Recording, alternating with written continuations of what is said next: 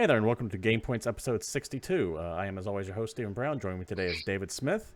Tonight, we have changes to Steam's review policy, some Bioshock issues on the PC, a bunch of games getting delayed, a few Tokyo Game Show tidbits that we're going to go over. Somewhat of a busy week. If you're watching us live right now at Twitch TV/GamePoints, please feel free to join in the chat, add any questions, comments, and concerns. We do try to be as interactive with you guys as possible. If you're watching us on YouTube, feel free to give us a subscribe down there and comment down below with any likes, dislikes, whatever. Write down whatever you want, and I'll see if I can't get to it. Before we get into tonight's show, I do want to mention something real quick, and that is about the PlayStation Pro, I guess it's called now. Now, last week we mentioned this. I was kind of down on it. I think my stance on that has softened significantly over the past week. I'm not too sure. Oh, has it? Yeah, I'm not too sure what's happened. You're deciding to be less of a dick about it? I still think it's unnecessary, but I don't have, like, this... Now it's just a slight confusion as opposed to this system shouldn't exist. And I just kind of wanted to mention that real quick before we got into things. That's fair. Well, again, it's not for you. No, it's for me. I still really don't know who it's for other than you. That's just the only problem. But it's being received a little bit better than I thought it was going to be. And I can admit when I seem to be an outlier here. I don't necessarily want to say I'm a minority, but I don't think people were as confused or miffed by it as I was. But we'll see when it comes out. I just want to kind of throw that out there. But on with the show. That was last week's. This is this week's. And first we're going to talk about something a little more topical, and that is a game that is about 10 years old. And near and dear to your heart. I feel we should mention that. Absolutely. Bioshock Remastered has come out. This is a... Well, it's as it says. It's a remaster of Bioshock 1, 2, the Minerva's Den DLC, but not for I honestly think that this remaster was one of your most anticipated games for the last few weeks. I don't think it made the actual list of anticipated games coming up, but I was looking forward to this. And the problem is, the PC version at least, is just plagued with issues. Wah, wah, wah. Gotta love them ports, though. Yeah, tons of problems with it. Blind Squirrel did not find a nut with this one. It is terrible from what I've seen personally so far. Now, this article I'm bringing up is via Prologue. Bioshock Remastered Editions on PC sound worse off than the originals. And that headline is more or less spot on, considering I have played them and had problems with them myself.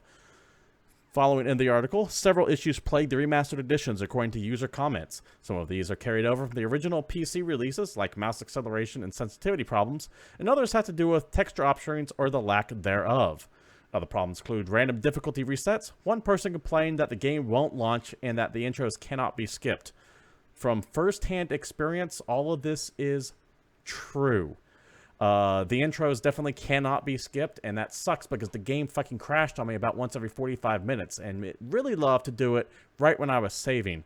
For those of you who don't know, Bioshock does have an autosave feature, but it's not very frequent.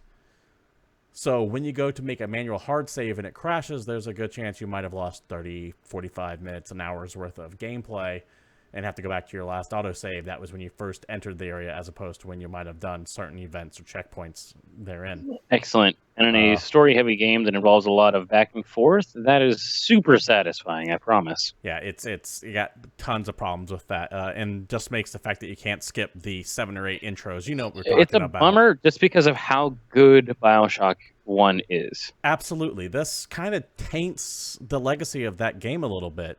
Other problems that I personally experienced are mouse sensitivity issues. You can either go down to 1, which means your mouse moves out of crawl, or move it up to 2 and it jumps across the screen light speed. You actually have to go into an INI file in the Steam Apps folder and physically adjust it that way. There is a myriad of audio problems that I had to where audio log would be playing and then repeat itself halfway through. Like 2 words, it would like jump back 2 or 3 words and then continue on after that. Multiple graphical issues, especially when lighting was involved. Say like a Vita Chambers reflecting off the water at you. Instead of seeing this nice lens flurry J.J. Abrams style thing, you'll get like this big old bright blue box appear where there's no texture. It's just a a big ass pixel. There's a technical term for it, and I can't think of it right now. Pop-in. Bullshit. Yeah, texture pop-in, which I haven't seen since the Gears of War games, to be quite honest with you. 1999? It's 2001? a very poor port, and I am let tired this be a of seeing lesson PC ports. of... We've seen this a lot, and it's every time a company has made a game, and they decide they want to remaster it, and they shit it off to some no-name fucking company that has almost nothing credible. Because, I mean, don't get me wrong, Blind Squirrel has worked on some stuff that doesn't suck. Such as? Do you have that list in front of you? They're, well, I know that they were involved in one of the Borderlands games. I don't remember which one. And then I think they worked on like a Disney Infinity, or I don't know. Let me look this up. I'm kind of curious. There's a couple things that they've worked on, but as far as games that they're actually involved in, it's like this and one other game I've never heard of called Trove. Blind Squirrel Entertainment. But they like helped work with Evolve. They did AI work for Evolve. Like, I don't know, they've done a few things to help with some games, but they're not really a full-fledged games company. I think they more or less just provide artists or assets or programming. On their official website, Blind Squirrel Entertainment, current games, Trove and Bioshock the Collection. Previous games, Disney Infinity, Evolve, Bioshock Infinite, Sunset Overdrive, XCOM. It sounds, I want to say there may be a port studio. I'm not positive. CoolCat69, welcome to the chat, by the way. Thanks for showing up again. Sorry we cut out last week. It happens. I also got a shout out because he's saying Suikoden on PC would be lit. Hell yes. Absolutely. I would love to see that port as long as they don't screw it up. Yeah, and if they could just bring me, I would like all of them. Bring me the whole thing. Obviously, I want 2, but I will also play 3 and 1 and 4 and everything. I don't want these ship PC ports, however. And speaking of ship PC ports, you heard that Konami, with their Pro Evolution Soccer that came out last week, didn't port over the next-gen version, but they ported over the PS3, Xbox 360 version. Classic. Great move, guys. Thanks for that. Stop it. I would rather have no game on the PC than a poorly ported port piece of shit that's not going to run, and especially on a variable game like Bioshock. Well, no, here's the hilarious thing, is that if you're porting PS3 and Xbox 360 games, at that point, we can just wait for it to release on PS Now and probably play the better version streamed from Sony than the crap PC rehash. Just stop. If you're not going to treat a PC port with respect, then don't fucking release it. I mean, even the option menu of Bioshock's Remastered on PC is laughably barren. The only time I'll give you a pass is if you're a company that hasn't really done a lot of PC ports, and you go to port a game, but then you actually work with the PC community to get the game better. You know, you get in it and you start doing patches and you work with the community and you provide mod support and all other things.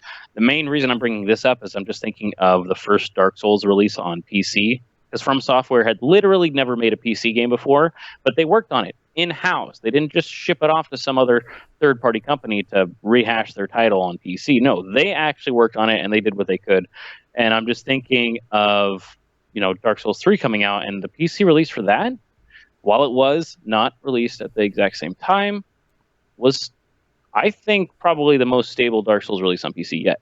So they're a company that's willing to work on it. I feel other companies should be able to do it too. I mean, that's not to beat the dead horse, but Warner Brothers is kind of the classic example here, where it feels like they just shit this stuff out without any care to the PC audience. I would rather you just not even release it on PC, so that way I can go buy it on console in that case. Don't tell me I'm getting a version of a game for my preferred platform and then give me a piece of shit. Just don't release it in that point. Cool Cats, enjoy your game. Thanks for listening as you just have us on the background. So yeah, developers out there, I know you all listen to this show. Stop it. Just with everything. Stop it. Just stop doing that. Don't do that. Next topic. Let's just move along. All right. Steam recently changed the way their review process worked. Now, Steam reviews are relatively new. as far as the life of Steam goes. And they've been fiddling with it lately. Recently, they put in that newer reviews show up higher on the Steam Metacritic score, as it were, if it says recent review compared to old reviews, so you can see if the game's and they also changed have over the have years. 2 review scores now. They have just the last 24-hour review scores, and they have the life of the game review scores, which is a feature I actually really like. Yeah, You can see post-patch reviews as opposed to just seeing the life of the game reviews. You nice. said exactly what I was trying to say, only far more elegantly. So congratulations. Really. They added a new feature in recently, and it's kind of pissed some people off, and it's got good and bad. Let's go ahead and bring up the blog post here. You can find this at Steam itself. More updates to the Steam customers review system. This post goes on for a long time. It's dated September 12th, which was last week. To sum up, though, essentially, here are a few key bits from it. In an effort to combat review abuse, only reviews of games that have been bought from Steam itself will be counted in the Metascore on there. Quote, customers that receive the games from a source outside of Steam, examples via a giveaway site, purchased from another digital or retail store, or for recent testing purposes from the developer, will still be able to write a review from the game on Steam to share the experience. These reviews will still be visible on the store page, but they will no longer contribute to the store. Steam says that, quote, the abuse is clear and obvious, such as duplicated and/or generated reviews in large batches or reviews from accounts linked to the developer. In those cases, we've taken action by banning false reviews and will be ending business relations with developers that continue violating their own rules. That's the two things to take away from this article. I know I kind of combined them both, one there. But essentially, if you didn't buy the game from Steam, let's say you bought it from Humble Bundle, or you got a code sent to you via Kickstarter for backing the game, your review is not going to be counted into the overall score. And that's to, as they went on to say, counter the abuse going on. They were having instances where a developer would flood the market with a bunch of keys saying, hey, leave a good review for us and you'll be given extra items. There's been a bunch of fraud essentially going on, and this is the way to try to clamp down on that. Sounds good, right, David?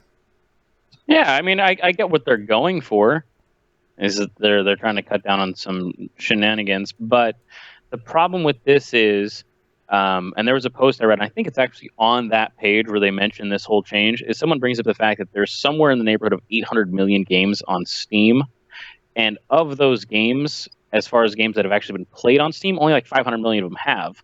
But most of them have ratings, because a lot of people buy games from Humble Bundle, or buy games from GOG, or they get a code, or all kinds of things. And it seems weird that they're taking that ability completely out. I feel like they should have some way to vet it. I kind of agree, especially if you redeem a key on Steam, I feel like you should be able to review it. Or I don't know. It's just this does. I feel like this process needs work.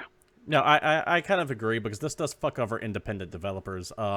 If you're a smaller studio, you have a lot of other avenues other than Steam to get your game out there. And in fact, if you want to be successful, you kind of have to be. You kind of have to do this. And a lot of their review scores have been absolutely wiped out. And because they're like, hey, kickstart us. You get a key to the game. So a game has a overwhelming Kickstarter player base. None of their reviews count anymore. So the early adopters, their reviews are all just wiped out when it comes to the score. They're still there, but no one actually goes to read reviews. They just go to the little Metacritic score, the Metascore down on the Steam page, and see where it's at. One developer for a game called Maya, I believe, had their rating drop from 89% to 48%. I'm also thinking of games that started life as standalone games and then got moved over to Steam. Like, for example, I played MechWarrior Online for a year and a half before that was even a Steam game. Literally the example I was going to say. Yeah, and so anyone who came from that release and then maybe played for an hour or two on Steam, or literally just wanted to leave a review on Steam as soon as it came out to get more people to play it, because the server was the same server, it was all merged into the same client, so they could try and get more people interested in the game, try and get more people playing. And there's quite a few games that have had that life. I'm thinking of a lot of the lesser known MMOs started as a standalone client and then at some point got thrown onto Steam. I think, what was it? The MMO that had the TV show, I think that started with a standalone client and then got moved to Steam. Defiance. And I'm sure there's other ones. I just can't think of them all off the top of my head. but it seems difficult. I feel like this is a step in a good direction, but it definitely needs work. As Kirion Kelly, he is a dev that works with Larian Studio, said on Twitter, the new Steam review policy will hurt. As a Kickstarter dev, your most passionate fans are now silenced. And that is very much what's going on here. Mm-hmm. I don't fault Steam for taking this action just because there is rampant abuse on Greenlight of people giving away free shit to get positive buzz to try to sell shitty games. But man, this fucks over some innocent people in it too, and that really does suck. I guess the only takeaway I have from all of this is that if you're an independent developer, diversify like a motherfucker. Don't rely on only one source of information to get your game out there. Go to Steam, go to Ichito, go to Good Old Games. Use Twitter. As dumb as this sounds, follow some of the bigger PR names on social media and emulate what they do for their games when they come out, because these people know what they're talking about. Mm-hmm. But yeah, it sucks. It will balance out in the end. I don't think this is going to really kill anyone, but whew, I can see some of the problems coming up with this, and I get why some independent developers are rather salty over this.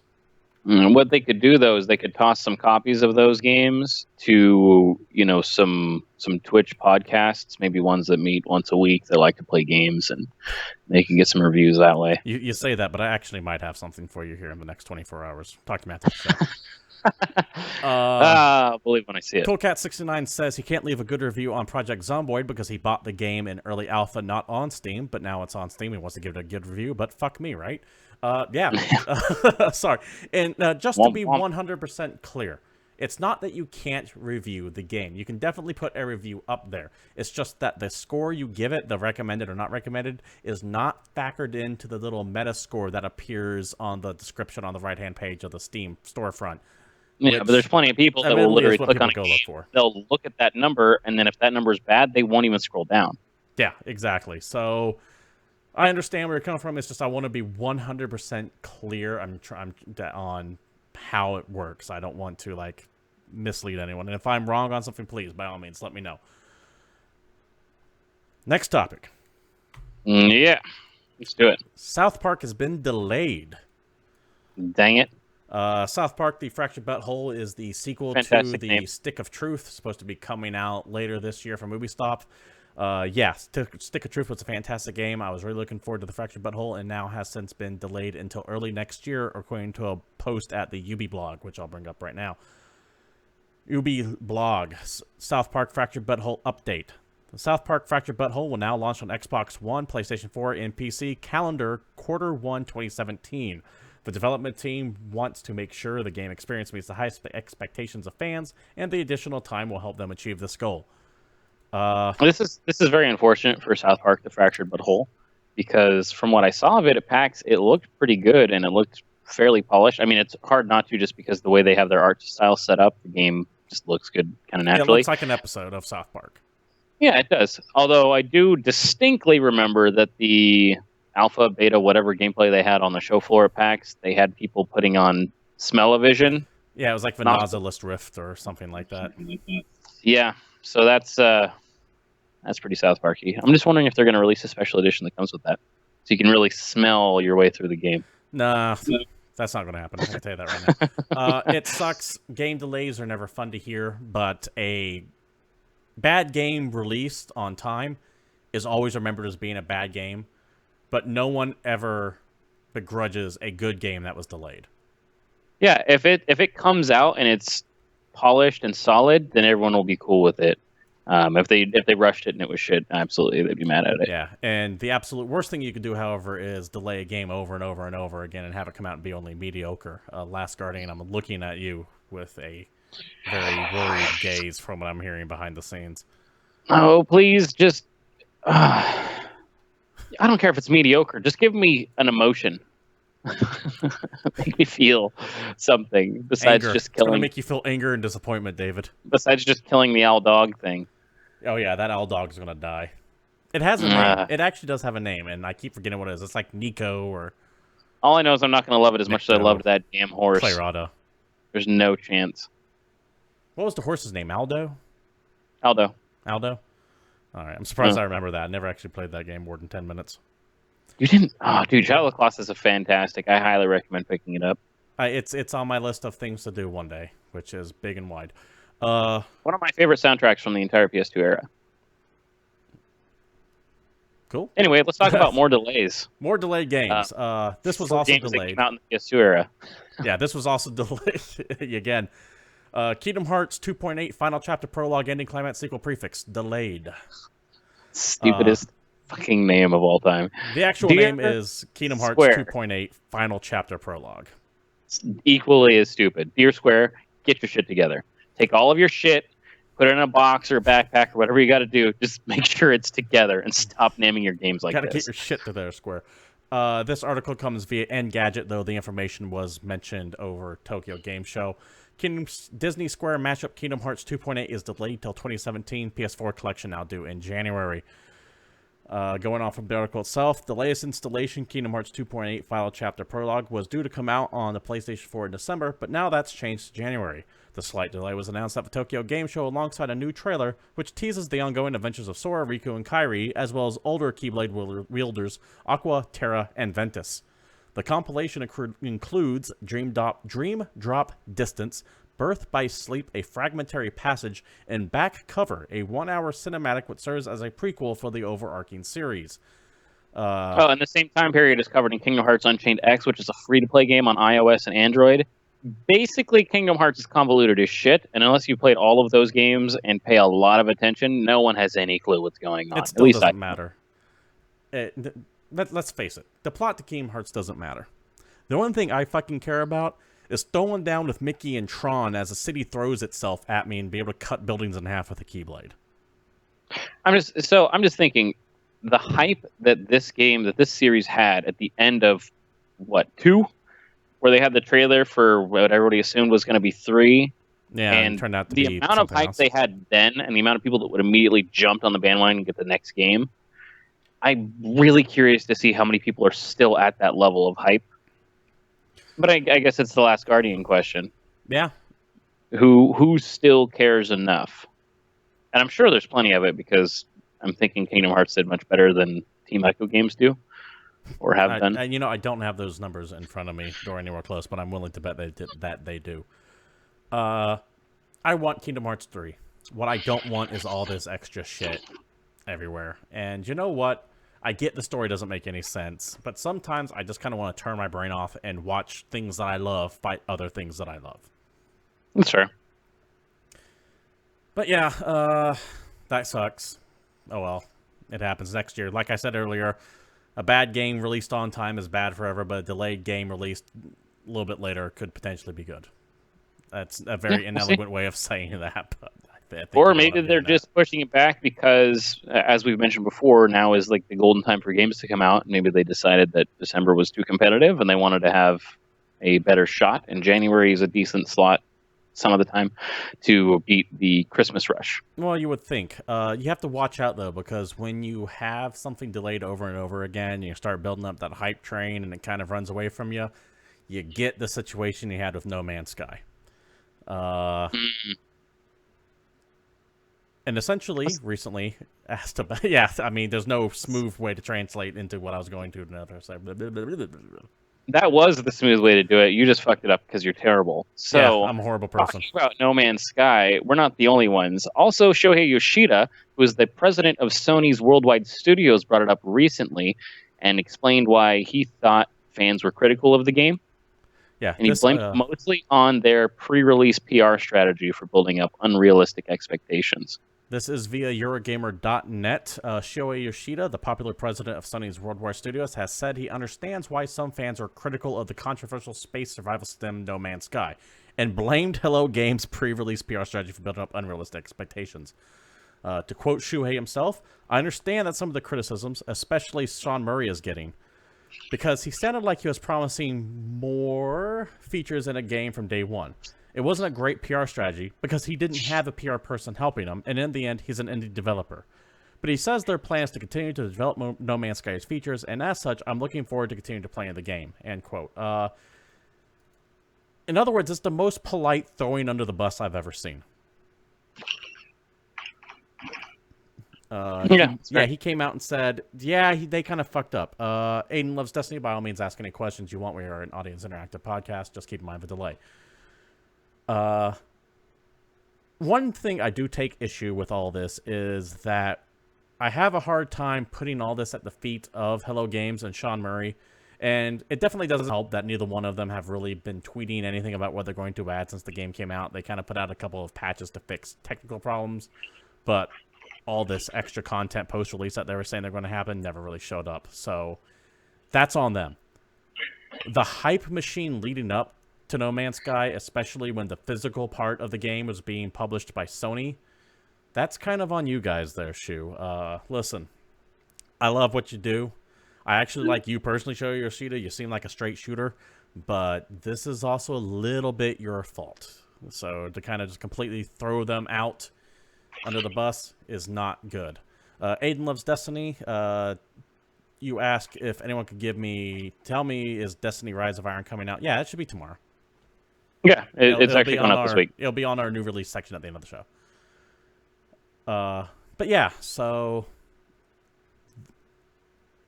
I appreciate that you're kind of coming out and saying, yeah, they did kind of overpromise and underdeliver, but you co-produced that game. I kind of put some of that on your feet as well. You should have kind of came up to them and said, hey, listen, you shouldn't be saying this stuff because your name is attached to it, whether you like it or not. So you should have some interest in caring for your name and brand.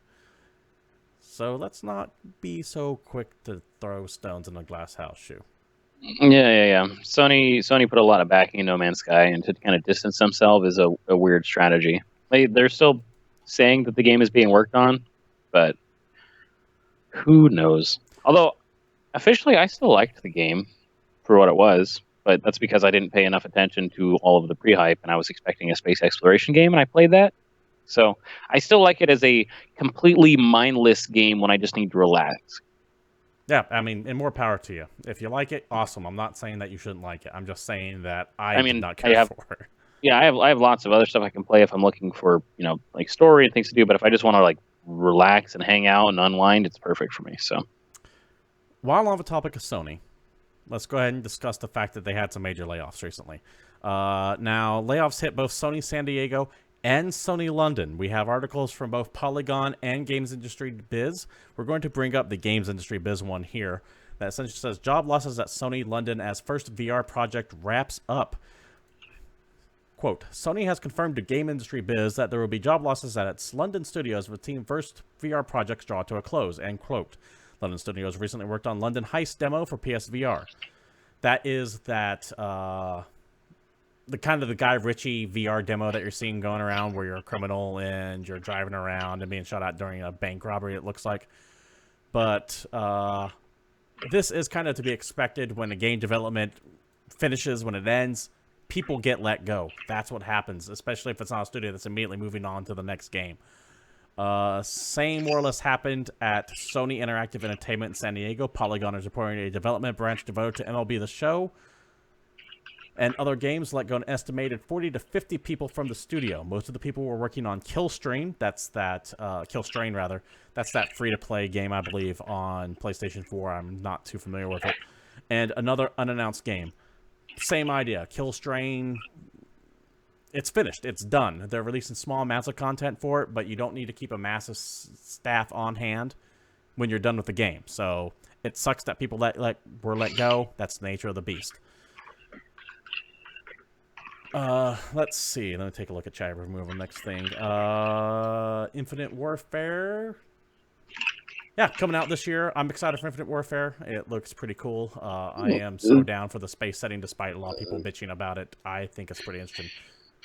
I'm actually going to agree with Cool Cats in chat. The big reason for me to look at that game is just because it comes with the Call of Duty 4 remaster.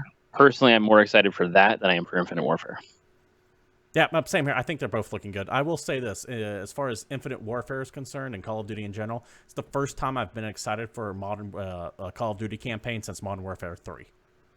So I would go all the way back to 2. Fair enough. I think it looks damn cool. I'm excited for it. And I'm also excited for Battlefield 1.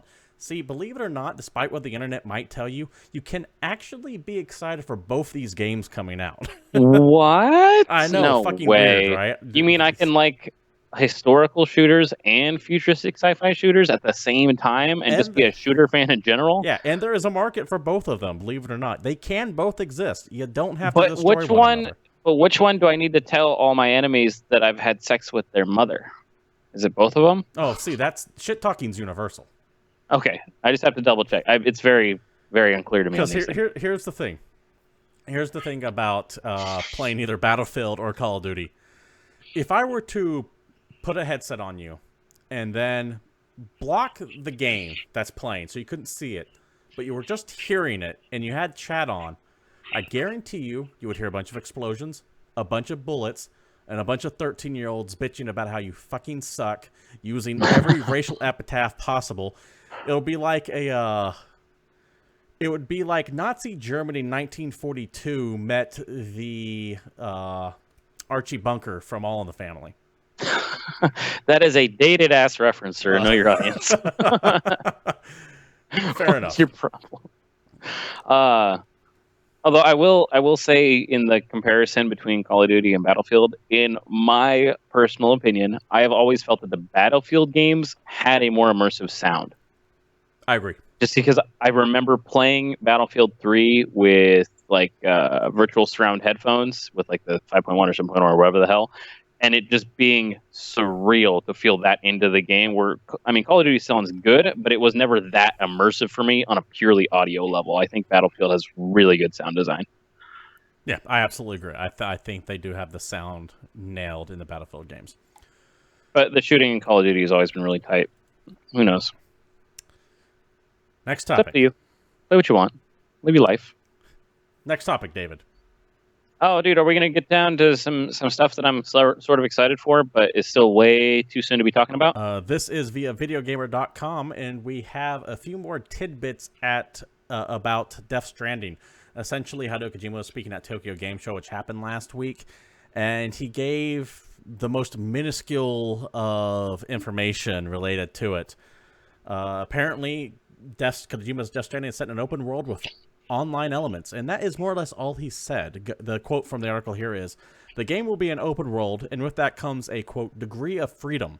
There will also be a story for players to experience while exploring the open world, plus some online elements." He literally is saying, yes, it's a game with an open world, and it'll be online. Like any other fucking game released today. This is nothing. So I like the online element statement, because Same the here. Dark Souls has online elements. It was going to be like that. People show up and murder you. Although, can you imagine a surreal Kojima-based game, but with a Dark Souls-style pace and combat? no way. It's not his style at all. It would be too nuts. No, just bear with me for a quick second. Okay. Flash all the way back to Metal Gear Solid 3 Snake Eater. Okay. And think of when you got thrown in a jail cell and you took a bunch of drugs and then you passed out. What happened immediately after that? You went through a river and fought everyone that you killed. No. I am talking about the moment where he starts having nightmares and you play that weird-ass third-person, over-the-shoulder action game where you're murdering these surreal, disembodied knife monsters. Yeah, that's what I was And referring to. It's walking through a river, and it's everyone that you've killed in that game. No, those are two different scenes. Are they Walking really? through a river and seeing a bunch of ghosts is one thing. I'm talking about the moment where he's having a dream and all of a sudden you're playing a different fucking game, and you can play it as long as you want. And it's like a third-person action / combat game that felt like a combination of Dynasty Warriors and Thrill Kill. I don't remember this for shit at all. You don't I remember that at all? Because I honestly thought for the longest time that it was a demo for another Kojima game that had never come out, but I just remembered that it being really dark, gritty, bloody, and violent. And I was like, I'm wondering if at any point in time he's ever going to revisit something like that. Now, I don't necessarily think that Death Stranding is going to be that, but I know it's in him. Fair enough. Here's the thing, Kojima. I love you, right? I love your work. You do great stuff, in my opinion. Rightfully criticized in some cases, but I still enjoy what you put out. But we both know this game ain't fucking seeing the light of day till 2019 at the earliest. Probably even 2020. And you're hyping it like it's coming out 6 months from now. You need to slow that hype train down just a little bit. Because when you're showing up to shows and literally the only thing you're saying is like, yep, it's a game, that means you don't even know what it is about yet. You need to kind of go away for a year or so, let people talk about it on their own, and then when you actually have something to show us, come out, rather than keep talking about nothing over and over and over again. That said, one little tidbit did kind of get snuck out during the Tokyo Game Show press release, and let me bring back up that website one more time here, if I can find it. That's not it. There it is. Was this image right here of a doodle that he showed during his press conference of Kojima and Norman Reedus holding hands with someone that's clearly Guillermo del Toro and a fourth character who I think is Mads Mikkelsen. He's been rumored to be somewhere in Death Stranding. He's rumored to have done some motion capture. We talked about how they had a weird little love fest going on, so that would be awesome. To me, this seems like a tease that all four of these people are going to be working in this game. We know Reedus and Kojima for sure. I would not be surprised if Guillermo del Toro had a hand in it, and I would love to see Mads Mikkelsen in it because that man is an awesome handler. But we'll see how it shakes out. We'll see. It's weird. I don't know. Because we know that this thing isn't... I mean, there was a weird teaser trailer thing, which you didn't think was going to exist, but it did happen. Absolutely didn't expect that at E3. There's still no chance this is coming out anytime next year. And it coming out in 2018 is still highly unlikely. He said it's going to be before the Japan Olympics, which I want to say is 2020?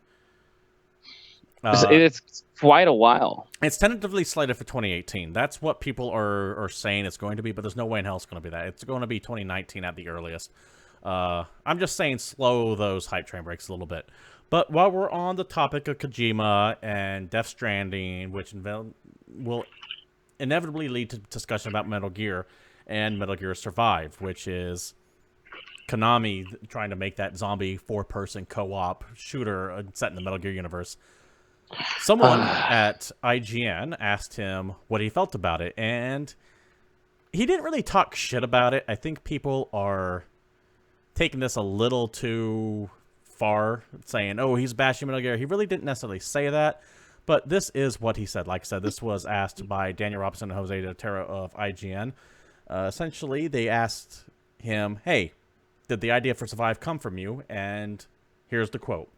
When asked whether the idea for Survive had come from Kojima himself, he replied, that has nothing to do with me. The Metal Gear games are about political fiction and espionage. Where do zombies fit in with that? And I agree somewhat, but to be fair, Kojima, zombies would still be in your wheelhouse of the Metal Gear games. Don't act like this is something that's completely alien to what you would do. Not that he's being defensive about either, but if someone would tell me the next Metal Gear game had zombies in it, I'd go, yeah, okay, that sounds like something he would do. Kojima was also joined on stage by Yoji Shinakawa, the former character and mechanical designer on the Metal Gear series, who is now working on Death Stranding at Kojima Productions. Shinakawa also denied any involvement in Kojima's game, joking, quote, if I had worked on that game, it would have mechs in it, end quote. Now, that one throwaway line is what I want to focus on here. Not so much what Kojima is saying about Metal Gear Survive, because let's face it, no one cares about Metal Gear Survive. The gold in this story is that, quote, if I had worked on that game, it would have mechs in it. Which to me means Death Stranding has mechs in it. Now, I know that's a bit of a leap. That's a bit of a jump. But I think that's him teasing what he has planned for Death Stranding. I have no issue with that. I feel like you might be underestimating my love for robots. So, dude, sweet. We got Norman Reedus. We got weird naked babies. We got floating things. We got robots. Cool. Sounds trippy. Keep in mind, the robot thing is completely theory based on just that one quote that was translated from the original Japanese, so it could be completely and could have been a complete taken joke. Out of context. Yeah, and it could have just been a joke. He could just be fucking around with us. But I think that'd be cool. 1 second. David, why don't you go ahead and talk about some of the other games that were announced at Tokyo Game Show? We have 2 of them coming up just real quick. So actually, something that some of our viewers might be interested in is Danganronpa is actually getting its third version coming out. That was shown off today. The entire trailer is super Japanese, so of course I have no idea what's going on, but it looks very visual novel, actiony. Dude, I have trouble labeling these games specifically. And I keep making you do it, which is funny. No, it's because it's like that Nice America whatever game that comes out like every year. It's that whole genre, and they're usually almost always on Vita or 3DS. Yeah, which is cool because they're very good like mobile games. This is also going to be on PS4, and I mean, if you're a Danganronpa fan, which I have trouble saying most of the time, I would be excited. So I am. Yeah, the release date was essentially given, coming out Japan 2017. No word on a US release date yet, but considering that the other two have been brought over, it's almost a lock that this is coming. You can see the trailer that was going on right there. I am excited for Danganronpa. I've always loved the Danganronpa games. I couldn't tell you why. I love Monokuma as an antagonist. That little laughing bear just makes my day. Something that I think we can both get into, however, though, that was announced at Tokyo Game Show is Earth Defense Force 5. This is coming to Japan sometime in 2017 for PlayStation 4. Once again, no U.S. release date planned for the moment, though it highly seems likely. We got the trailer going on for that right now as well. For those of you who don't know, EDF is a budget title, and I do mean a budget title, but it is immensely fun. You essentially just blast hordes of bugs and aliens nonstop. Can we talk about the amazing music that they threw into that trailer? Yes, they're using, I have it muted right now for stream purposes, but it is, it's a classical piece, which name escapes me right now, and I can't think of. But definitely take a look at it. The link's down below on the YouTube. Just click on that, and that's pretty cool. I enjoyed the music. But yeah, another thing Go ahead. that showed up at TGS that actually looks really damn cool, and I hate these bundles because they make me want to buy them, even though I don't necessarily need them. And that is the Final Fantasy 15 PS4 that they showed off. Absolutely. This is from this thing looks awesome. So it is a slim PS4. It comes with a 1 terabyte hard drive, and it's got this large Final Fantasy 15 picture on the front of it, and it looks super cool. And of course, it comes with a copy of the game as well. This is from the PlayStation blog itself. Oh, I was kind of echoing there. This is from the PlayStation blog itself. PlayStation has long storied history with Final Fantasy franchise, which is why we're excited to announce that Final Fantasy 15 will be coming to the PlayStation 4 with a limited deluxe edition bundle. This custom version of a new, slimmer, lighter PlayStation 4 model comes with a 1 terabyte hard drive and features a large illustration on the front of the system. As you can see, it's essentially the moon with the logo in the background there on the solid black. It will come. I like the simple look of it. I think it actually looks really cool. I think it does look good. Important to note that this is the new Slim model, which is their new standard going forward. It will come with a new DualShock 4 adorned with a Final Fantasy 15 graphic, Kingsglaive, the Final Fantasy 15 movie Blu-ray, and multiple pieces of DLC, which you can read down there below. It will be exclusively at GameStop for $4.49 USD. That's several USDs. Multiple USDs. I do think the system looks sexy. I am of mixed opinion on Final Fantasy 15. I want it to be really good. I have played a good chunk of it. It has a lot of promise, but man, I just have so many doubts about it with all the shit that I've heard about it behind closed doors. Now, there's the fact that this special edition Final Fantasy PS Slim is going to be more than the PS Pro. Good point. Because that is an extra $150 for those playing the home game, as opposed to the regular Slim. Good point. Now, is the regular PlayStation Slim, does that come with a 1 terabyte hard drive normally? Or is that only a 500 gig hard drive it normally comes with? I believe they are 1 terabytes going forward. I think the Slim comes with 1 terabytes, if I'm not mistaken. I don't know. I'm going to get a PS Pro, so. Yeah. That will be... When was PS Pro launch? I'm sorry, I completely forgot when that was coming. I know the Slim, the new Slim is out now. The Pro is November? Yeah, comes out before the end of the year. Because I called that and I said before Christmas, and you thought I was an idiot. But yeah, I thought it was going to be next year too. It's another one I was wrong on. But I have to bring all those up because I don't get that many of them. Fair enough. That is later this year. David, what can we get right now? Oh, okay. So new releases is coming out this week. Real So quick before I tomorrow. go on, Aiden Loves Destiny is confirming that the PlayStation Slim's normal hard drive is 500. It's half a terabyte. So Okay. that is where the extra cost is coming in. All right. That So actually makes it a lot better. thank you, Good Aiden call. Loves Destiny. I appreciate you doing the stack checking on that. So new releases for this week, we have Shin Megami Tensei 4 Apocalypse hitting for 3DS. I have a feeling you might pick that up, Yeah, just because it's I know you are a big fan of the Shin Megami Tensei games. I just like to say that. It's very fun if you haven't said that before. it's another SMT game. It's a side story to Shin Megami Tensei 4 for the 3DS. It's not a remastered or remake. There's some confusion if it's the same game. It's not. It's a completely different game from what I understand, set concurrent to the events of SMT4. So take a look at it if you like really fucking hard role-playing games. We also have Batman the Telltale Series Episode 2, Children of Arkham. That's a pretty large title coming for PC, PS4, Xbox One.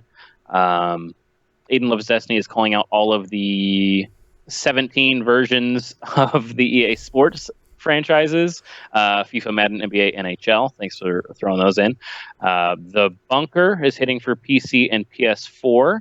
Now, The we Bunker, talked about this briefly we did a little bit, I think, last week or the week before. a couple weeks ago, but yeah, this is that live action, 100% live This, action, like 90s, think Sega CD game, like way back yes, when. this is the thing that you're very excited for. That most people, I'm thinking, have no clue what this kind of game is because it's full FMV, and that died in the '90s for a reason. So, besides Steven, we'll see how many other people pick that Yeah, up. fuck you, I'm bringing disco back too.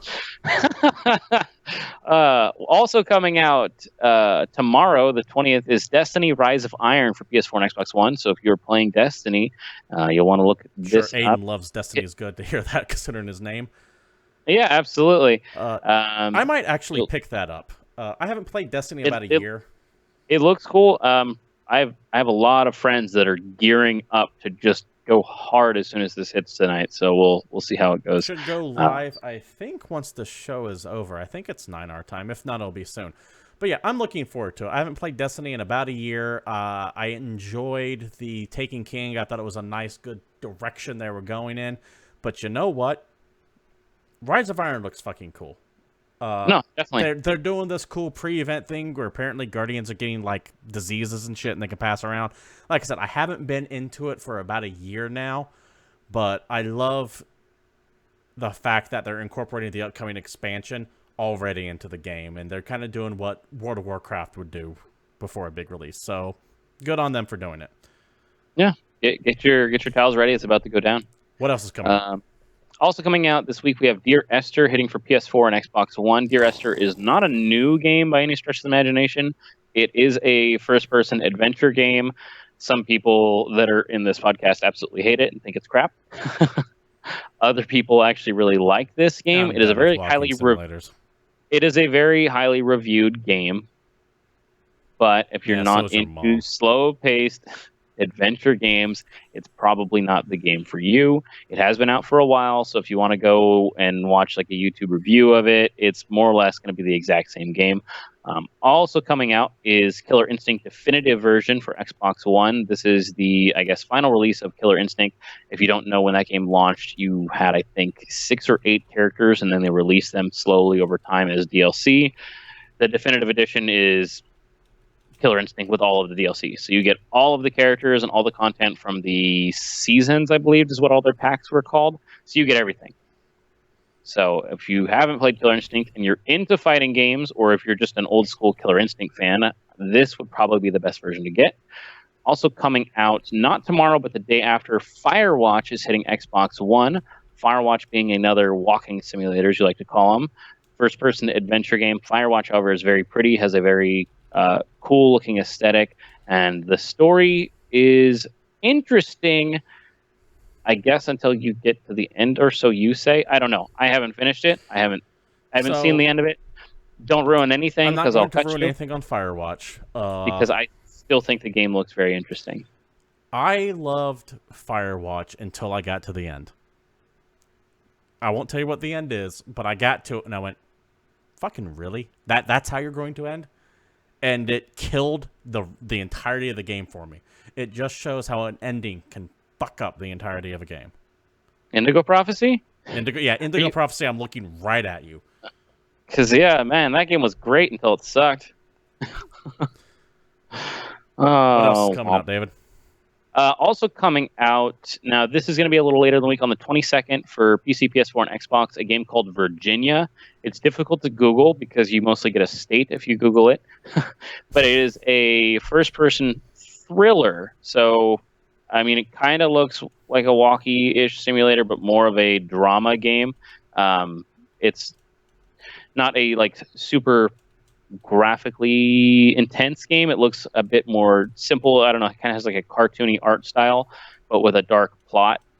It's very cinematic. It's a mystery game. It's more of a casual adventure game. It looks pretty cool. I don't really know anyone that's played it yet, so I can't give you any idea if it's going to be good or not. I haven't even heard of it. It's the first time I'm hearing about it.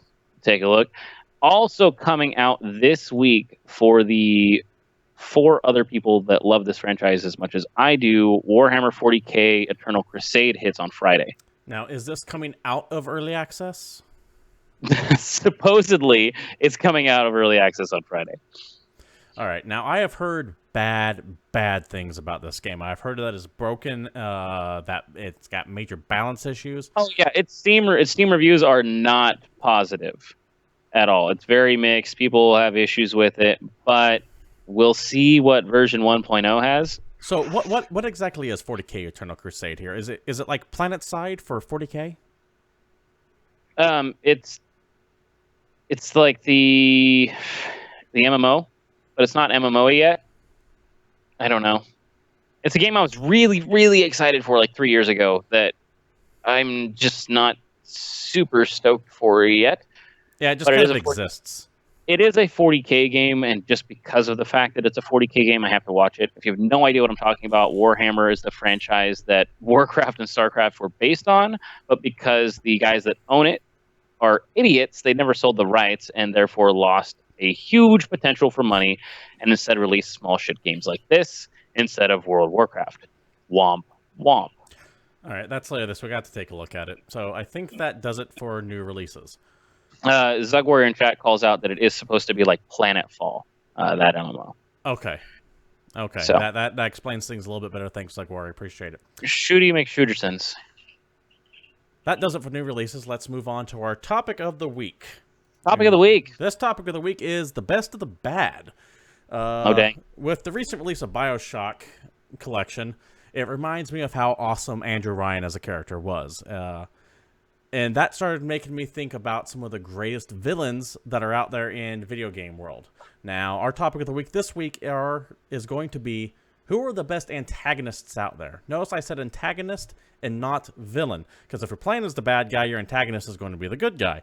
So the criteria are as follows: 3 to 5 characters of any video game from any time period, as long as they're an antagonist. You can't just name it, however. You have to kind of give the logic and reasoning behind you chose who you chose. Anything is up for grabs, spanning any number of years across any number of platforms. David, I have 4 on my list. How many do you have?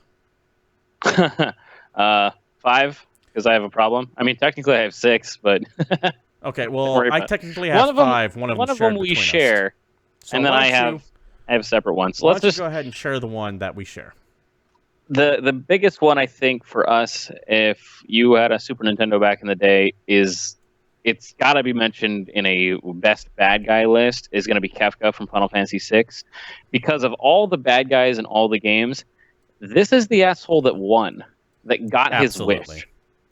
Remarkably evil, but at the beginning of the game, he's not some crazy dude with like superpowers that can fly through and set things on fire. But by the end of the game, he is. Yeah. The dude literally ascends to become a man god apocalypse because that is what he's trying to do. He takes over a town, he besieges it to the point where they're completely given up and given up hope, and then he poisons their water supply because he's an asshole. He tortures people, he destroys all kinds of things. He's scary. Of all of your incompetent idiots that are out there who will go, oh, I'm going to destroy the world, or I'm going to blow up this bank, and then fail, Kefka is one of the few that actually succeeded, and that alone means he's on both of our lists. Now, CoolCat69 chat saying all the Zeros and the Zero Escape games. I completely understand that. He's kind of like an anime version of Jigsaw from the Saw movies, so I can totally buy that. I can totally buy Zero. So we're going to go to my first villain on my list, and that is Kane from Command and Conquer. Now, Kane is a cult leader, very charismatic, very in control of everything, and he's super mysterious, or at least was until Command & Conquer 4 kind of tried to tie off his storyline, but we're not going to worry about that. Excellently acted by Joe Kukin. You're going to notice the theme between most of my villains is that they're usually given great performances by whoever played them. You listen to him, and you know he's a bad guy, but you just kind of want to go along with him because he's so fucking charismatic. Master at manipulating the mass media, turns multiple third world countries against the establishment by giving them promises despite them being outright lies. The guy would fit right in the current presidential election here in the United States. So my first choice, Kane from Command and Conquer. Command and Conquer? Yeah. That's a good franchise. That's a well-loved franchise that a lot of people have played. My first choice is not that at all. Okay. I'm going to take you back to a time when the PS2 had this just fantastic contraption called a multi-tap. A multi-tap allowed you to play with 4 controllers, and when the PS2 came out, there was one game made by Square that took advantage of it. Oh yes, I'm talking about The Bouncer for PS2. I think probably 6 people played it, and that's me, 3 friends, and whoever else picked it up. And the bad guy in this game is a guy called Duragon C. Mikado. Now, it's basically like a Final Fight style game where at the beginning of the game, your girlfriend gets kidnapped, you take a couple of buddies, you chase after them, you beat everybody up. Pretty simple. But this guy is a huge dick. Basically, him and his sister are orphans. Sister dies. He gets mad at the hospital. He gets adopted by some super rich guy. He gets trained to be the CEO. And then when he becomes CEO, he just takes over the company, goes batshit insane, builds an orbiting satellite laser death cannon, rebuilds his sister as an android. That's some Hank Scorpio shit right there. The android gets out, starts dating a bouncer at a club. He captures her, takes them to space, shoots the hospital with the space laser. The guy's just a huge asshole, and that is why he is on my list. We got some good suggestions from chat coming up here. CoolCat69. Spoilers on a game that's 15 years old, but Joey from Suikoden 2 makes sense. Starts off as your best friend. You eventually have to fight him at the end because you both know that while neither one of you is necessarily evil, one country has to fall for them both to even survive. It does a really cool thing. I know I'm selling the plot a little bit short there, but it's actually a cool idea. DJ Zionide in chat says, Valmar from Grandia 2, he breaks the news to you that your god is dead, harnesses that power, and then fights you to the death. Yeah, that's pretty bad. Yeah, absolutely a good one. My next one, John Irenicus from Baldur's Gate 2. Old PC game, classic BioWare game, voiced by David Warner, and awesome death for him. He is essentially a broken outcast elf who has lost his soul, and he is trying to piece it back together by jacking your power. At the very end, and I'm spoiling Baldur's Gate 2, once again, a game that's 20 years old, sorry, deal with it. At the very end, he dies, wakes up in hell, is pissed off he's in hell, and goes out fighting a shit ton of demons rather than just giving up. It reminded me a bit of Jet Li at the end of the 1. But what really sold that character to me was the voice acting from David Warner. If you don't know who David Warner is, he's the bad guy in Tron. I'm trying to think of what else he might have been in that might be a little bit more relatable to that. But the man just sells it perfectly. So take a look at it. Baldur's Gate 2, John Irenicus, one of the best villains in gaming of all time. David, your next one.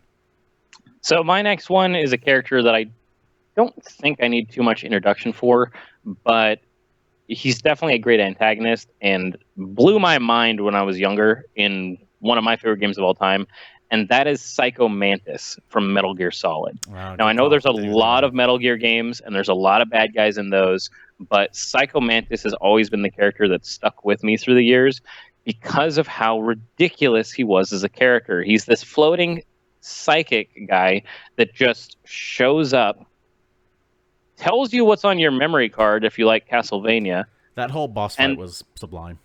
and had one of the greatest boss fights in the entire PlayStation era. And for that reason alone, Psycho Mantis is on my list. Plus, there's the whole he's a ridiculous soldier psychic experiment thing, and he's a badass. Yeah, Psycho Mantis. Awesome. Chat has another suggestion from Cold Cats. Darth Revan from Knights of the Old Republic, a.k.a. you. Darth Revan is exactly who I was thinking of when I said antagonist as opposed to villain, because while was it Darth Malak, was that the bad guy in Star Wars The Old Republic? I think so, it was Malak. Revan wasn't necessarily a good guy either. And you definitely don't have to play a good guy in that game. You can go full dark side if you want to, so that's why I say an antagonist as opposed to villain. But yeah, Revan is a great choice. My next one, more of an obscure game, though. If you're into JRPGs, you probably know what it is. It is Galleon from Lunar the Silver Star Story. Now, I always forget that game exists. Once again, excellently voice acted by John Truitt. The man has a habit of enunciating every syllable when he talks, and I absolutely loved the way he sounded. Now, what sold Galleon as a villain to me was that he wasn't in it to be a jackass. He legitimately thought he was doing the world a favor. He thought that humans couldn't rule themselves without the light of the goddess. So he was like, you know what? When you give up your power, you fucked everything up, so I'm going to take your goddamn place. And all of this, he does a lot of horrible shit throughout the game. But you get to the very end, and right before you fight him, you have to pass through this, like, secret garden of his. And it's very peaceful and serene amongst all this chaos and metal machinery that's going on. And he has all these little fairies floating around there who are like, what are you talking about? He's not a bad guy. He comes and fucking takes care of us. And he does all this cool shit for us, and we love the guy. It's because he was doing what he had to do, not because he necessarily wanted power, as much as he wanted to, in his mind, save the world. And that is what made him such a fucking fantastic villain, because it wasn't your typical jag-off of, I'm going to destroy everything. I'm going to become all-powerful, ha-ha. It was like, no, I'm doing this because I know I'm fucking right and the world is wrong. And I love that he actually had principles as opposed to being evil for evil's sake. And the second one, he actually kind of redeems himself, which was cool. All right. Next one, David. Couple more from chat. Zugware brought up the Lady of Pain from Planescape Torment. Fantastic game. I don't not a ton of people play. I actually only played Planescape recently, and I still haven't beaten it because I'm an asshole. But it's super cool. So I'm not really the best guy to talk about it. Cool Couts out the zombies just in general, and DJ Cyanide wants to bring up the killer from Condemned. And I forgot about that game, but that game was spooky as shit. Condemned was great, but I don't remember the killer from it too much. My next one, though, is a game that I actually don't want to talk too much about. And me even having this person on my list is a little bit of a spoiler, but I have to bring it up because not enough people have played this game, and it's fucking amazing. As opposed to the other spoilers, this is more recent game, I'm assuming, right? I mean, it's not even that recent. I think it's 4 or 5 years old at this point. Okay. But one of my favorite games to release not too long ago, because it's more or less Apocalypse Now meets Fight Club. Oh, shit, and I know what you're talking about. Spec Ops The Line. And my choice for one of the greatest antagonists of all time is you, the fucking player from Spec Ops. And that is all I'm going to say about it. If you haven't played that game, play that damn game and just get your heart wrenched and twisted. Absolutely. Just in general, Spec Ops The Line has one of the darkest and most intriguing video game stories I've ever seen, let alone from Okay, so I started playing that game because I got a copy of it for really cheap when it was on sale, and it starts out as a very generic third-person shooter. You don't really think anything of it, and I think a lot of people only got that. They played for the first 30 minutes, they thought, I've played this kind of game before, and they never looked at it again. But if you stick it out, I played for an hour, and I was hooked, and I beat that game in a single day. I mean, it took like 11 hours. I stopped for lunch, and then I finished the damn game because I was so enthralled with the storyline, and it is fantastic. It's one of the only games I've ever actually reviewed. Yeah, no, Spec Ops Line is definitely worth taking a look at if you haven't done it. And it is a little bit of a spoiler to say that you are the villain, but still, go I didn't into say it. that. I'm just saying the player character is a fantastic antagonist. Who's he antagonizing, though? Find out. My final choice on this list is from one of my favorite series of all time. And that is Shodan from System Shock 2.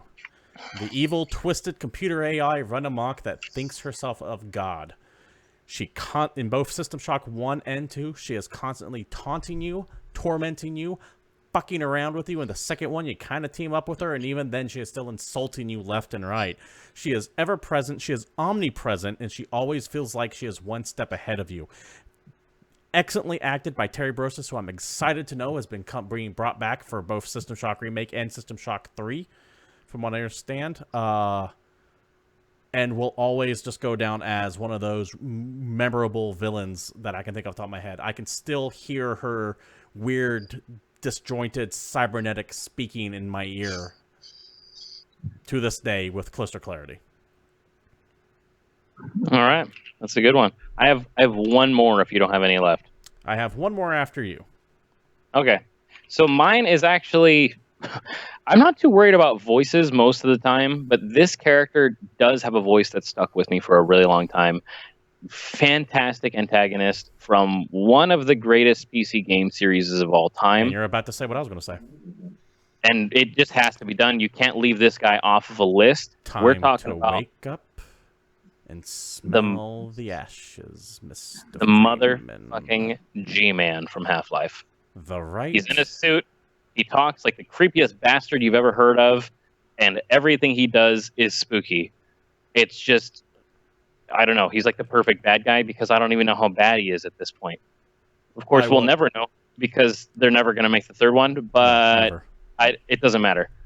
G-Man from Half-Life. He said one of the most true gaming statements of all time at the beginning of Half-Life 2, and excuse me as I do my horribly poor impersonation of him, but that quote is, "The right person in the wrong place can make all the difference in the world." Is G-Man bad? Asked CoolCat69. Who the fuck knows? He is, however, the antagonist. That's why we're putting him on the antagonist list. He's not a villain, I don't think, but I have no fucking clue. All I know is he's kind of a dick. He's creepy as shit. And, absolutely agree with you right there. That voice has stuck with me since, when did that game come out? 1998? I don't know if it was that old, but it was a long time ago. It's been a while. Long enough for the person who actually wrote Half-Life to be retired now. Yeah, I'm pretty sure it's around that time though. I think it was 98, but who knows? Someone else can Google it. Not my problem. So G-Man, number one on my list. Bring it on. Dave, this has been a long show. We are 10 minutes past what we normally stop, but it has been a good show. And with that, I think we're going to wrap things up. So thank you for watching GamePoints episode 62. If you are watching us live, we always appreciate you interacting in chat and keeping it civil and asking us questions. We try to get back to them when we can, even if it's off topic. You can, as always, catch us every Monday at 8 p.m. Pacific Standard Time here at Twitch TV/GamePoints. Unless we are delayed for some reason, in which case that information will be at our Facebook. Type in GamePoints Podcast, we pop right up. Feel free to give us a like, subscribe, and all that good stuff on Facebook, as well as here on Twitch. If you want to watch old episodes, barring any audio problems like we had last week, you can find them at YouTube. Just type in GamePoints, one word, we pop right up, and you can give us a subscribe there as well, and that would be most appreciated. If you want to follow us individually, you can follow the show at GamePoints PC. You can follow me, I'm Stephen Brown at Capitalist21, and you can follow David Smith over there at Palshlife_Satori. Once again, if you're in chat, thank you for joining us. If you're watching us live on YouTube, feel free to comment down below and like or dislike or whatever. If you have any questions, comments, concerns, post it up there. Love your life. But without further ado, that has been it. Thanks for joining us, and we are out of here. Oh, I fucked it up.